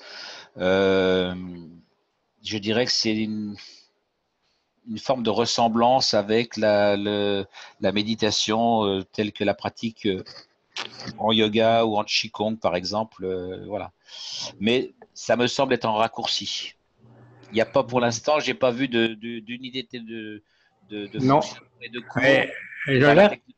Oui, oui, je crois que Monsieur Kesh, il a, comment dire, il est, lorsqu'on dit la méditation, il est un peu, comment dire, un peu contre. excité là. Il ne Ouais, veut ouais, pas écouter le mot méditation. ouais, Méditation. ouais, ouais, ouais, ouais. Donc pour l'instant, c'est pas encore bien clair. Je sais qu'il y a un cours qui a été fait au niveau des étudiants de la fondation et que Monsieur Kesh accorde. C'est Parvis, le docteur Parvis qui est iranien aussi, et que bon, entre Monsieur Kesh et Parvis, il y a de grands liens d'amitié, et que voilà, c'est le docteur Parvis qui a fait ses premiers cours sur la résonance. Mais étant donné que c'est venu très tardivement ces cours et qu'il existe déjà d'autres cours sur Internet qu'on appelle des cours de résonance quantique, qui sont apparus il y a déjà 5 ou 6 ans. Donc j'ai l'impression, moi, que Monsieur Kesh que le docteur Parvis allait me faire ce type de cours. Et en fait, il a pris une voie qui ressemble plus à un raccourci de la méditation du Qigong. Voilà. d'accord. Donc, tu sais, c'est parce qu'en méditation, il y a le Qigong, il y a la méditation yoga. Enfin, Il y a c'est plein de formes de méditation. voilà. Donc, Mm. voilà. Pour moi, la méditation il n'y a pas besoin de la réinventer, c'est celle du Qigong, hein. Il n'y a qu'en Qigong qu'on arrive à bouger les éléments. J'ai jamais vu un prof de yoga faire faire de la méditation et réussir à bouger une table. Donc, voilà. Après, la méditation transcendantale, enfin bref, c'est donc moi pour l'instant je préfère enseigner graduellement ce que j'appelle la méditation du Qigong, avec la grande circulation, la petite circulation, c'est toujours avec cette notion d'observation, de la façon de respirer. Mais il n'y a que ça, la respiration qui est importante. Ouais, il y a encore d'autres choses à travailler. C'est plus compliqué que ça. Enfin, c'est à la fois simple et plus compliqué quand même. Mais déjà, comment dire, la respiration, la technique respiratoire et la façon de respirer, c'est très important, effectivement, pour être là. Notamment la respiration par la peau. Tant qu'on n'arrive pas à respirer par la peau, on ne peut pas progresser, à mon avis. Parce que rappelez-vous que c'est la peau qui permet de. C'est le deuxième poumon, la peau, et c'est le deuxième cerveau. Donc c'est la peau qui permet d'assurer l'assistance respiratoire des poumons. Et c'est elle qui permet, avec cette respiration, de prendre conscience de l'univers, en fait. Parce que la peau, c'est notre barrière. Ça serait bien que tu nous fasses un petit speech là-dessus, la Ouais, respiration. c'est sympathique parce que j'ai fait l'expérience récemment de la constellation d'étoiles. Oui. Ah bah, Et en Qigong alors. non, avec quelqu'un qui a construit un système avec des mains graves. Et donc, Ah oui, d'accord. Oui, d'accord. et du coup, j'ai fait cette expérience. Donc, je me suis assise dans le fauteuil. Et puis, après quoi, 3, 4 minutes où j'avais des pensées qui allaient dans tous les sens, comme il y a longtemps que ça m'était pas arrivé. Et tout d'un coup, ça s'est calmé. Et puis, c'est comme si tout d'un coup tout changeait. J'avais plus d'organes, j'avais plus rien. J'avais plus de limites de peau, de corps, etc. Et j'étais vraiment euh, partie prenante dans l'univers, quoi. Oui. Mm. Et c'était assez étonnant, quoi. Et j'ai Ouais. même senti que, alors qu'on m'avait pas expliqué ce que ça pouvait faire ou quoi que ce soit, hein. Oui, oui. Et je me suis dit, mais je suis en train de faire l'expérience de l'antigravité, c'est pas possible, quoi. Oui. Et t'avais combien de magraves autour de toi? Il y en avait 3 au sol et un au-dessus de la tête. Ah oui, d'accord. Et les magraves traditionnels avec les 3 bobines. Oui. D'accord. Oui, oui. Mais D'accord. celui qui a été au-dessus de la tête, il était pas pareil. Il était pas pareil. Mais il m'a dit, voilà, que ça pouvait faire la même chose. Donc, tu es assise dans une pyramide, là, on appelle ça. Dans une Oui, pyramide. on peut dire ça. On peut Oui, dire ça. elle est assise dans une pyramide. C'est très, très fort, là. Oui. Alors, voilà. C'était l'expérience que j'ai faite. Et quand tu parlais euh, Et tu étais assise dans la pyramide au sol? Non, Pas... il a une dans base un fauteuil, triangulaire en bas. j'étais dans un Oui. fauteuil. Ah oui, Et donc il y avait 3 magraves qui étaient installés en triangle au oui, sol. oui. Oui, oui, je comprends, je comprends. Parce que normalement, dans la pyramide, il faut être aux 2 tiers de la pyramide. C'est ça, ouais. D'accord? Donc, c'est comme tu étais assise, tu étais à peu près, Oui, je certainement, pense. Ça tu doit étais à être. peu près au niveau de la chambre, ce qu'on appelle la chambre du roi, hein. Voilà. Tu aurais pu l'éviter jusqu'au centre. Ah oui, mais moi, je me suis sentie, il m'a dit, il nous avait dit, voilà, vous restez pas plus d'un quart d'heure, 20 minutes. Mais je sentais que j'étais à 2 doigts de l'éviter, hein.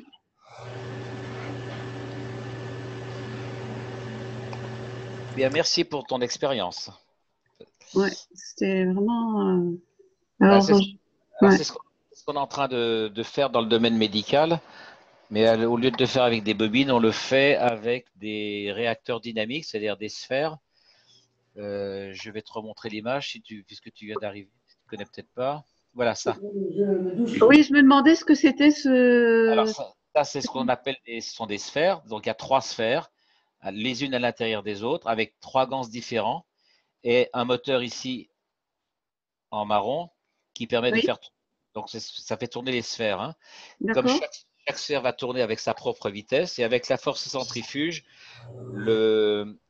l'eau plasma qui est à l'intérieur va se projeter vers l'extérieur de la sphère, vers la paroi de la sphère et acquérir une certaine force. Et donc, comme chaque sphère va avoir sa force différente, le champ qui est à l'intérieur des sphères va se répandre à l'extérieur vers la. Oui, Voilà, hein. d'accord. Alors que si on a une sphère non immobile, le plasma reste confiné et donc il ne diffuse pas à Ah, l'extérieur. oui, Et oui, donc, oui, oui, oui. et donc on fait ce qu'on appelle des unités de santé, c'est-à-dire qu'on met trois sphères comme ça, on va en mettre une ici, on en met trois là-bas, en bas par exemple, et puis on en met une quatrième au-dessus de la tête. Donc ça remplace, si tu veux, les magrafes que toi tu as vues sous forme de bobine. Ouais, ouais, ouais, d'accord. Mais Et là, c'est intéressant parce que on est en réplication des trois étages de conscience là. Tout à fait. Et ça, je trouve ça très, très sympa, quoi, hein. Et ça ne, comment dire, ça, il n'y a pas besoin de se brancher au courant pour ça. oui, oui, oui, tu es obligé. Il Les, y a besoin Oui, oui. non, nous, on n'est pas branchés au courant, hein. Les réacteurs sont branchés sur des batteries de 12 volts pour Ah faire oui, tourner, d'accord. hein, pour faire tourner les moteurs, hein. Voilà. Ah voilà, oui, oui, oui. D'accord? D'accord. Hein, donc, la sphère que tu vois ici, je ne sais pas si tu vois ma souris là qui Oui, bouge. oui, oui, tout à Bon, fait. bah, donc la sphère ici, elle tourne. Celle Oui. qui est à l'intérieur tourne aussi. Et la toute petite qui est au centre tourne aussi. Ah oui, d'accord, D'accord? d'accord. Les trois Et donc sphères. ça crée un mouvement enfin, de champ Voilà, tout à fait. grave, Ça, quoi. Ouais, ouais. tout à fait, hein. Oui, oui, oui. Et ça, tu appelles ça comment? Des réacteurs dynamiques. Réacteur dynamique. Ah oui. Et donc la l'utilité, enfin à quoi ça sert? Tu m'as parlé Au de... lieu de faire des bobines pour obtenir les champs, on les fait avec le plasma qui est plus puissant que les bobines. D'accord. Oui, oui, très bien. Parce que là, on a vraiment on a quasiment le vrai plasma. Le vrai plasma, en fait, il est invisible, hein. Donc Oui, là, donc quand on fait de l'eau, donc à l'intérieur, c'est de l'eau plasma. Donc c'est de l'eau qui oui, est fabriquée à partir des ganses, hein. oui, de l'eau de Gans. Voilà, de l'eau de ganse. Mais avec Parce l'eau que de moi, je ganse, me demandais la différence entre l'eau de plasma et l'eau plasmatique. c'est la même chose, Ah, d'accord, hein. d'accord. Mais faites attention, c'est l'eau de plasma. L'eau plasma, il n'y a pas de gans. Et l'eau de gans, il y a de gans. Non, non, non, non, non, non, Guyane, non, non, non, non, ça c'est Non. non, non, Ah ben non, l'eau de Gans, tu non, non, sépares quand même le Gans de l'eau, tu laves. non, non, non, non, non, non, ça c'est parce qu'il y en a toujours qui ont voulu être, à un moment donné, il y a 2 ans, quand le terme est apparu, euh, chacun a voulu mettre son petit grain de sel, apporter sa définition. C'est liquide plasma à l'origine. Donc le liquide plasma, c'est le plasma liquide. Après, il y en a qui ont dit, oui, mais c'est de l'eau. Alors, il y en a qui ont dit eau plasma. C'est Ah, c'est la même chose, d'accord? Moi, je dirais qu'il y a le plasma, le gans matière, celui qui est au fond qu'on récupère, d'accord? oui, Et oui, au-dessus, quand ça a bien décanté, qu'on est sûr qu'il n'y a plus de particules au-dessus, c'est l'eau plasma ou le d'accord, plasma liquide, d'accord? d'accord. Voilà, c'est la même chose. Il y a pas 36 noms, il n'y en a qu'un. Alors, Bon, je voudrais une petite précision à niveau d'eau de gans que tu mets dans ces réacteurs. Oui. Alors, qu'est-ce que tu mets comme gans? Ah, alors il y a plusieurs types ça dépend si tu veux travailler dans le type d'énergie, dans l'alimentation, dans le domaine alimentaire ou dans le domaine des soins médicaux. D'accord, d'accord. mais par exemple, si tu voulais méditer, Méditer, moi je mettrais du ZNO, du calcium à l'extérieur, du gans de calcium, de l'eau plasma, pardon, calcium, oui, je mettrai dans la deuxième sphère du zinc, du ZNO2. Et au centre, je mettrai du magnésium, de l'eau plasma magnésium. Au centre, Et tu à veux chaque dire fois, en ce haut, sont là. des eaux-plasma hein, que tu Des Oui, eaux oui, oui. plasma, toujours des eaux Les, plasma, d'accord? les Là, vous magnésiums, c'est celui qui est en haut au plafond, allez, là. et là, vous allez reproduire le fonctionnement de l'âme ou le fonctionnement du Mhm. cerveau, si on veut rester dans le domaine physique. Le cerveau, vous avez la boîte crânienne, calcium. Ensuite, vous avez le zinc, le cerveau physique, les hémisphères cérébraux. Et au centre, vous avez l'âme, magnésium. Ok, donc calcium, ZNO Et ganse de magnésium. et magnésium.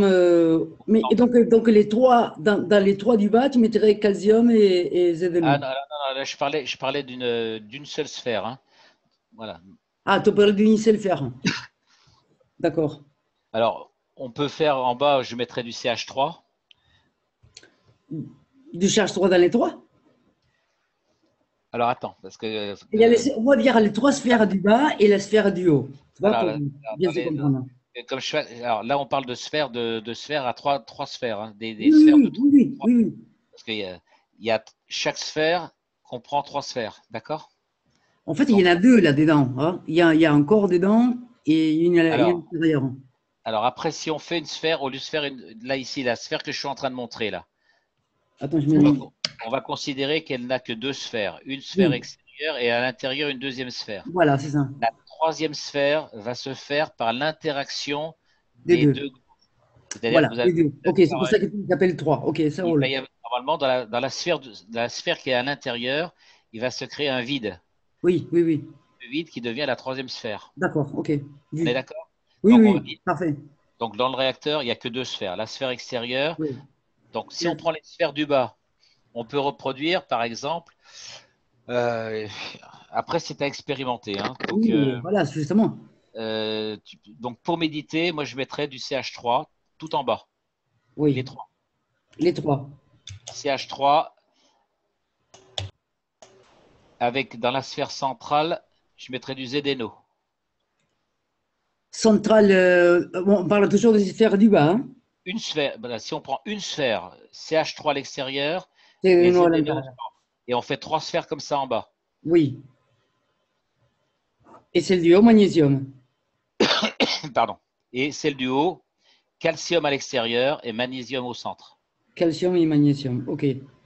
Ok. Et est-ce que tu les ferais tourner dans un sens ou dans l'autre? Aucune idée. Parce qu'on peut faire les deux. Aucune idée. Aucune idée. Voilà, ça c'est expérimenté aussi. Mais Pour ça, moi, il y a un cours pour. non, non, pour Non, l'instant, non. non, non, non. Non. Là, si vous voulez, on est en train d'en parler là ce soir un petit peu à brûle pour point. Ah, d'accord. Mhm. D'accord? Pour l'instant, Ouais, ok. ce sont c'est les idées telles que je les ai comprises. Après, il faut les expérimenter. Moi, ce que je vous Ouais. propose, j'ai un cours de méditation que je vous ai préparé. Après, pour les gens qui ont l'habitude de méditer, il faudra que vous essayiez ça et de vous entraîner et de voir comment dire ce que ça donne. Je m'aperçois que j'ai fait une faute là, tiens. Euh, pour reproduire la structure du cerveau, j'étais en train de vous dire qu'on avait à l'extérieur le calcium, ensuite on avait le zinc, le ZNO, et ensuite au centre le magnésium. D'accord? Oui. Donc, est-ce qu'il serait possible de voir, pour ceux qui ont l'habitude de méditer en imaginant, donc c'est par convention, vous allez créer du calcium. Le calcium, c'est 40 de masse atomique. Oui. Vous allez imaginer, en méditant, d'imaginer le chiffre 40. Ok. Donc 40, ça voudra dire calcium, par convention. Oui. D'accord? Et vous allez imaginer que vous avez plein de petits chiffres 40 autour de votre tête. Ou D'accord. alors, vous allez imaginer plein de petits Ca. Ca, c'est calcium. Oui, oui. Donc, vous allez imaginer plein de petits Ca autour de votre tête. Ok. Et puis ensuite, quand vous aurez fait ça, donc vous allez avoir une sphère avec plein de petits Ca. Donc, vous les imaginez, hein, vous les inventez. Oui, oui, bien Ça, sûr. Oui, oui, ne, oui. ne cherchez pas à visualiser, hein, vous les Non, non, non. inventez. Et ensuite, vous allez faire la même chose avec du Zn. Plein de petits Zn. Et puis, tous ces petits Zn, vous allez les mettre à l'intérieur des calciums. D'accord. Et puis, si vous arrivez à les faire tourner, à s'agiter, c'est encore mieux. S'il y a des Alors, pinces, c'est bien. je vous expliquerai comment les faire tourner après. Et puis après, au centre, vous allez mettre du magnésium. Tout ça, c'est des ganses, hein, bien sûr. Donc, vous allez mettre plein de petits Mg au centre. D'accord. D'accord? Oui. Voilà. Alors, essayez de méditer avec ça. Donc, ne faites que ça comme exercice, hein, respiration. Puis, une fois que c'est lancé, après, bah, vous essayez de faire ça. Et puis, vous me Je direz ne ce que sens ça. pas encore de faire cette expérience-là. Parce que je ne suis pas encore assez dans les ganses, etc., etc. T'as pas besoin, hein. T'as pas Mm. besoin. Une fois que tu as compris, si tu veux, que le crâne était composé à l'extérieur de calcium, le calcium, du point de vue des champs magraves, va exercer une pression sur le ZNO qui constitue le cerveau, si tu veux. Et ensuite, le ZNO va exercer une pression au niveau du magnésium, qui se trouve tout à fait au centre. Donc, en fait, ce que tu essayes de faire, c'est de recréer le fonctionnement des champs magraves au niveau du cerveau. Ah oui, oui, oui, d'accord. D'accord? Donc, t'as pas Mm. besoin de. À la limite, tu n'as pas besoin de. Même sans comprendre, si tu veux. Hein, c'est. Mm. Ouais, la seule chose, c'est que mon gaz de magnésium, je l'ai fait avec du métal, quoi. Donc, il faudrait que je le fasse avec. Non, c'est bien, c'est bien. C'est bien? Ah oui. Bon. Alors, j'ai tout. J'ai tous les ingrédients. Non, non, tu le fais directement avec le magnésium. Hein. Ok, ça roule. Hein. Voilà. Après, il y a d'autres exercices de méditation. Donc là, si vous voulez, là, en méditation, vous allez répliquer directement par votre intention le fonctionnement du corps humain. Exact. Oui, oui, oui, oui, Donc oui. vous ne passez plus par l'intermédiaire d'un magrave ou quoi que ce soit, puisque c'est vous le magrave. Ben Donc, oui. donc votre intention, vous reconstituez, vous imaginez, une fois que vous allez réussir à respirer avec la peau, vous allez sentir votre peau qui commence à. On le sent vraiment, on sent vraiment que l'air traverse la peau. Hein. On appelle ça la respiration par les os, OS. C'est un exercice de Qigong oui, qui s'appelle la respiration par les os.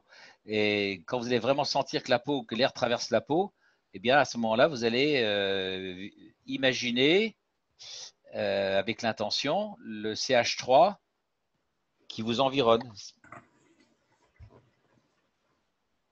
Ok.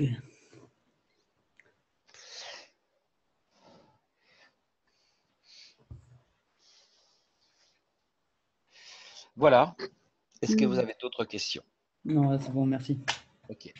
Moi, je voulais savoir si vous avez une idée de personnes qui sont dans le Gard que Alors, j'aimerais le Gard, bien pouvoir rencontrer.